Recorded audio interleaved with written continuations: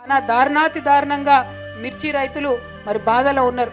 ఇదే మహబాద్ జిల్లాలో మరి బాలకిషన్ అనేటటువంటి ఒక యువ రైతు, జస్ట్ 34 ఇయర్స్, 34 ఏండ్లు మాత్రమే ఉన్నాయి.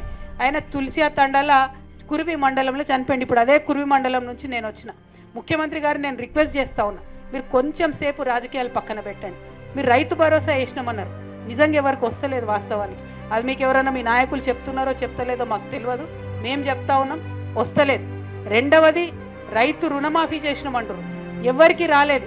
ఈయన అధికారంలోకి రాకముందు ఏం చెప్పిండు రేవంత్ రెడ్డి, మీరు ఓన్లీ బ్యాంకులకు లోన్లు తెచ్చుకోండి, మనిషికి 2 లక్షలు, మేము 9 డిసెంబర్ అధికారంలోకి వస్తాం, 9 డిసెంబర్ మీకు లోన్ వేవర్ చేస్తామని చెప్తే పాపం దారుణాతి దారుణంగా మోసపోయి ప్రతి ఇంటికి ఇవాళ 8 నుంచి 10 లక్షల అప్పు ఉన్నది.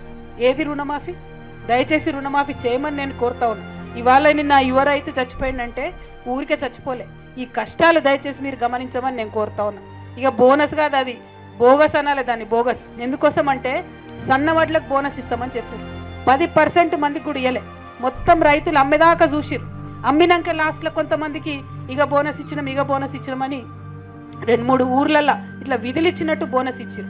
ఎందుకోసం చేస్తున్నారు ఇట్లా మోసం? ఎవరి కోసం చేస్తున్నారు? రైతుల కష్టాలు పట్టించుకోండి.